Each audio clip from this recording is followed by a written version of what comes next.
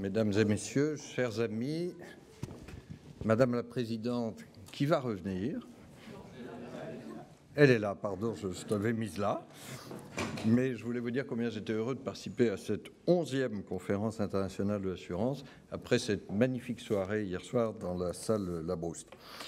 Il s'agit du 4e rendez-vous pour moi, mais du premier pour toi, chère Florence. Et je te présente d'abord, avec Bernard Delas, mes voeux chaleureux de réussite à la tête de la Fédération française de l'assurance.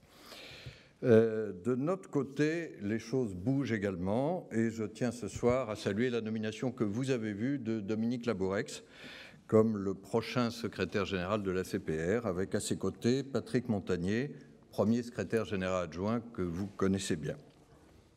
Alors j'aime bien aussi votre sujet, qui, comme chaque année, est bien choisi, mais particulièrement cette année, assurer le long terme dans un monde de court terme.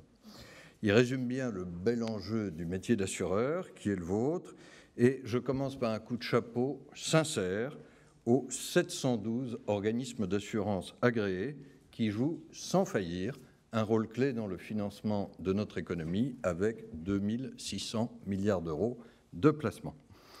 Le marché français est aussi devenu, en 2018, on ne le dit pas assez, et donc je le redis ce soir, le premier marché européen de l'assurance, devant le Royaume-Uni et l'Allemagne, sur le critère du total bilan comme des primes non-vie acquises. Il a aussi connu une bonne dynamique avec une hausse du chiffre d'affaires de près de 3%. Il reste que vous avez des interrogations. Et je ne crois pas me tromper trop en centrant mon propos de clôture sur deux préoccupations majeures, les taux bas et notre ambition pour la revue de Solvabilité 2. Alors, sur les taux bas, je commence évidemment par la face nord. Et je le fais d'autant plus que je comprends que vous avez ouvert votre journée par un exposé tonique de Jacques de la Rosière. J'ai, comme nous tous, un immense respect pour sa personne et pour tout ce qu'il a fait dans le passé. Mais si tu me permets une suggestion, chère Florence, sur le programme des prochaines années, puisque les rendez-vous vont continuer, vous devriez aussi inviter un autre grand serviteur de la République et du système monétaire international, Jean-Claude Trichet. Celui-ci a participé activement aux discussions et décisions de politique monétaire des 20 dernières années. Et en attendant, vous pouvez le lire dans Le Monde du 22 octobre, daté de mardi. Les attaques contre la BCE ne visent pas la bonne cible. Ma modeste proposition aurait une autre vertu, alors là je vais être beaucoup plus égoïste, parce que ces invitations de mes prédécesseurs créeraient un espoir pour le futur ex-gouverneur que je suis. Il y a une vie à la FFA après la Banque de France.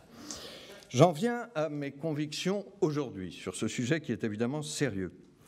J'ai marqué récemment les limites que devait, à mon avis, se fixer la politique monétaire. Je me dois d'autant plus de vous préciser pourquoi les taux bas sont nécessaires et vont durer, et comment nous devons ensemble nous y adapter. Alors soyons clairs, j'entends et je comprends vos inquiétudes relatives aux taux bas. Mais il est d'abord important de ne pas perdre de vue la perspective économique à long terme, parce que le taux bas ne tiennent pas qu'à la politique monétaire. Ils sont d'abord la conséquence de tendances structurelles de long terme et qui tiennent notamment au changement de l'équilibre entre un haut niveau d'épargne et un moindre investissement. Ce changement est lié au vieillissement de la population et au ralentissement de la productivité. Les taux bas sont à cet égard le reflet du niveau historiquement bas de ce que les économistes appellent le taux d'intérêt naturel ou R étoile. Ayant introduit cette poétique étoile dans notre colloque, cette étoile a tendance à baisser d'environ 2 points de pourcentage depuis 15 ans en zone euro comme aux États-Unis. Voilà pour le long terme. Et j'en viens maintenant au court terme. Parce que la profession de l'assurance, comme celle de la banque, ne vit pas isolée de notre environnement économique. Nous traversons un refroidissement économique dont les causes sont largement extérieures à la zone euro et sont d'abord l'intensification des tensions commerciales et des incertitudes géopolitiques. Selon le FMI, nous nous sommes réunis à Washington la semaine dernière, la croissance mondiale connaîtrait en 2019, avec 3%, son plus bas niveau depuis la crise de 2008-2009. Dans l'ensemble, la zone euro est durement touchée, principalement en raison du poids de l'Allemagne, dont la croissance atteindrait au mieux 0,5% cette année. Il faut noter une meilleure nouvelle, c'est que notre pays résiste nettement mieux, avec une croissance attendue à 1,3% cette année comme l'an prochain. Mais évidemment, l'économie française n'est pas une île, et j'ajoute à ce propos, la transition est facile, un mot sur le Brexit. Même s'il y a un accord de retrait aujourd'hui assez probable, tout restera à négocier en 2020 sur un éventuel accord commercial. Je souligne cette distinction entre l'accord de retrait, récemment conclu en projet, et l'accord commercial sur lequel tout reste à faire, y compris son volet services financiers. Je me dois donc de dire que l'incertitude Brexit va durer. Le suivi de la mise en œuvre des plans de contingence nous permet toutefois d'être confiants pour l'assurance française. De notre côté, nous sommes prêts à tous les scénarios. De notre côté, nous tous, dans cette salle. Alors, ce contexte d'incertitude prolongée que je viens de résumer impose la poursuite d'une politique monétaire accommodante. Ce serait un contresens de relever les taux aujourd'hui. Quand il y a matière à un soutien de la demande, ce que révèle une inflation trop faible comme actuellement, il faut garder des politiques monétaires actives. C'est notamment le sens, et c'est probablement la décision la plus importante de début septembre, réaffirmée hier au Conseil des gouverneurs, le sens du renforcement de notre forward guidance. La nouveauté, ça n'est donc pas les taux bas, ni même les taux négatifs que certains semblent découvrir aujourd'hui et qui existent depuis plusieurs années dans beaucoup de pays. La nouveauté, c'est que les taux bas vont durer et doivent durer compte tenu du refroidissement économique mondial. Comme nous sommes tous des réalistes, autant le reconnaître et nous y adapter. L'environnement actuel de taux d'intérêt bas a aussi des effets positifs. Et je ne nie aucune des difficultés. Mais les effets positifs ne doivent pas être sous-estimés. Si la Banque centrale européenne n'avait pas agi, il y aurait aujourd'hui entre 1 point et 1,5 point d'inflation de moins en zone euro sur la période 2015-2018. Mais surtout, il y aurait moins de croissance, de l'ordre de 2,5 points de croissance en moins, et donc moins d'emplois. La profession de l'assurance, comme celle de la banque, a intérêt à ce meilleur environnement économique. Je vous rappelle un chiffre. Depuis 2013, la zone euro a créé 11 millions d'emplois. Tout n'est pas attribuable à la politique monétaire, bien sûr, mais une part significative. Et permettez-moi d'avoir un mot pour Mario Draghi, dont le mandat s'achève jeudi prochain. Il a été plus qu'un grand président de la BCE, il a été un grand serviteur de l'Europe. Restent les difficultés. Et c'est un fait indéniable, puisqu'il est mécanique, que les taux bas mettent sous pression le ratio de couverture du SCR des assureurs européens. Alors, si je regarde les assureurs français, le ratio de solvabilité avait été stable en 2018, autour de 240% en moyenne, mais le premier semestre 2019 a vu, nous le savons, une diminution sensible à 225% à fin juin. Ce niveau reste élevé. Il atteste de la bonne résilience d'ensemble des assureurs français. Il leur donne surtout, il nous donne la durée et la capacité de l'adaptation indispensable. Depuis plusieurs années déjà, l'impact des taux bas sur la solvabilité des assureurs, et principalement ceux actifs sur des risques longs, constitue une priorité de contrôle du superviseur. La CPR l'a encore renforcé cette année en assurant ce que nous appelons un suivi rapproché continu. L'addition des deux adjectifs est puissante. Suivi rapproché continu, donc, des organismes les plus exposés. Dans ce contexte, j'appelle les organismes d'assurance à amplifier leurs efforts dans deux directions, la baisse des taux servis et la diversification des produits et des modèles d'affaires. D'abord, la baisse des taux de revalorisation. Elle a été de 0,17% ou 17 points de base en moyenne par an depuis 2011. Elle doit être poursuivie et amplifiée après avoir été interrompue l'an dernier. Je vais être très clair là-dessus. Pour faire face à leurs engagements de long terme de façon sécurisée, les assureurs doivent impérativement répercuter la baisse de rendement de leurs placements sur la rémunération des contrats d'assurance vie.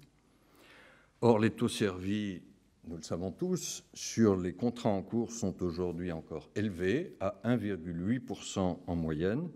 Il y a de la marge de manœuvre, tout en préservant une rémunération positive.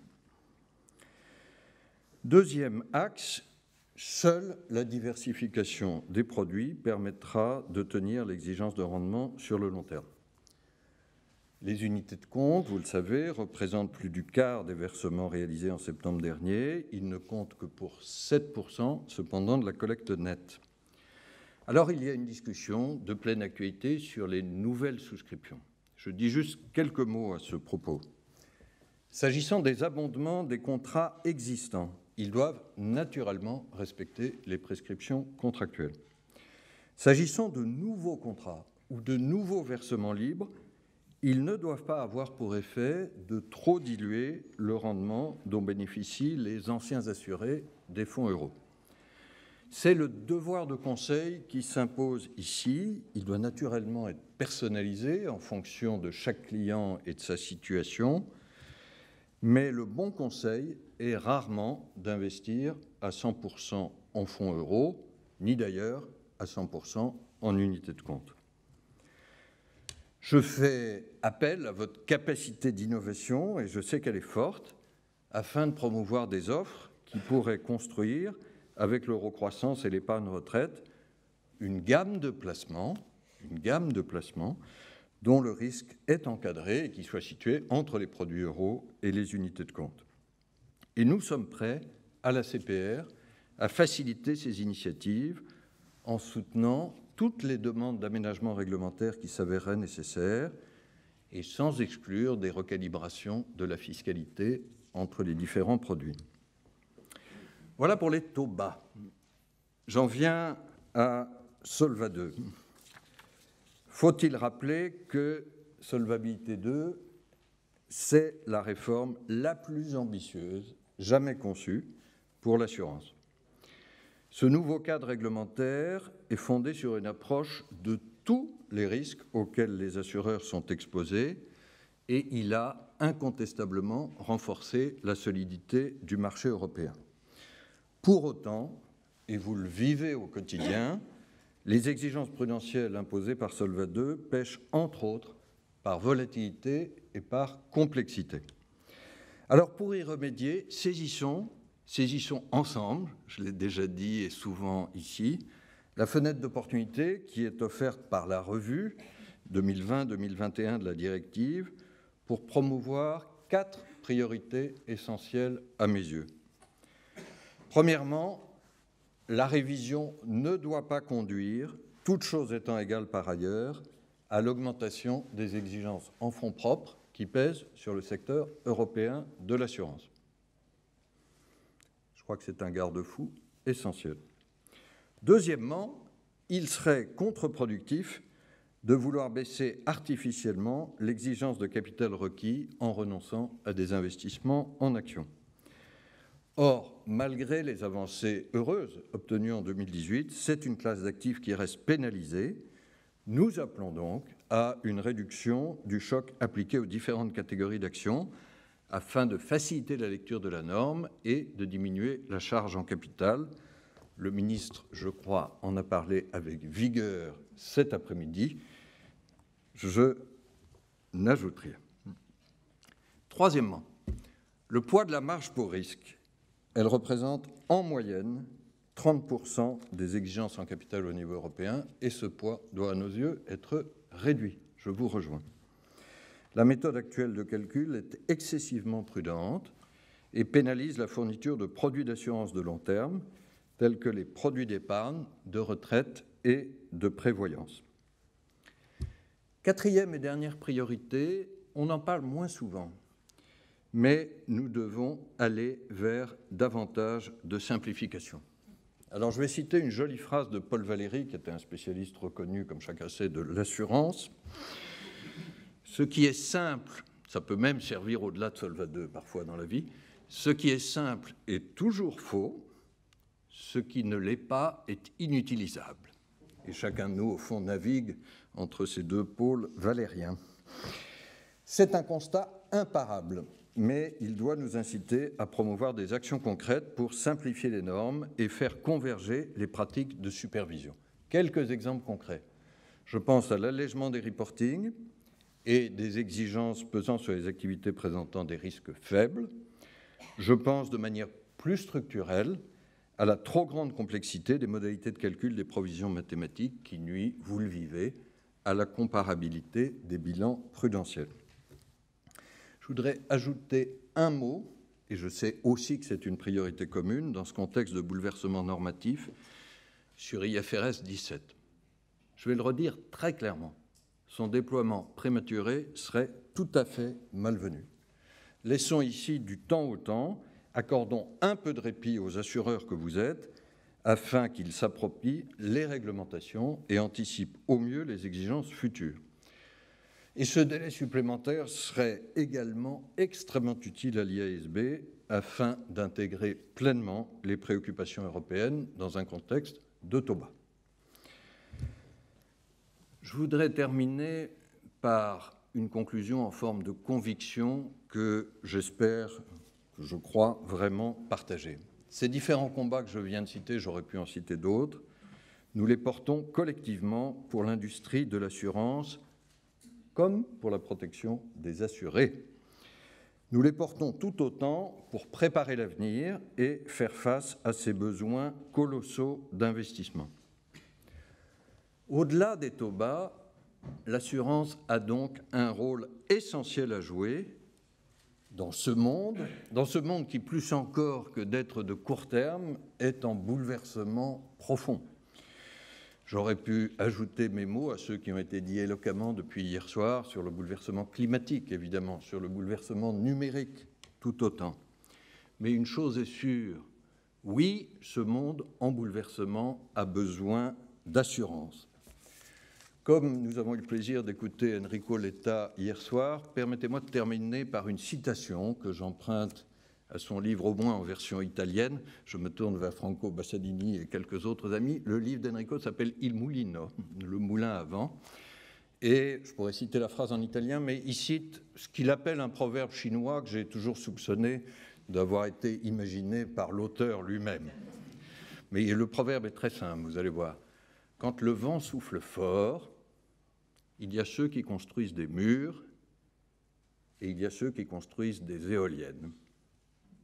Le vent souffle fort aujourd'hui, mais essayons ensemble de construire des éoliennes. Merci de votre engagement et de votre attention.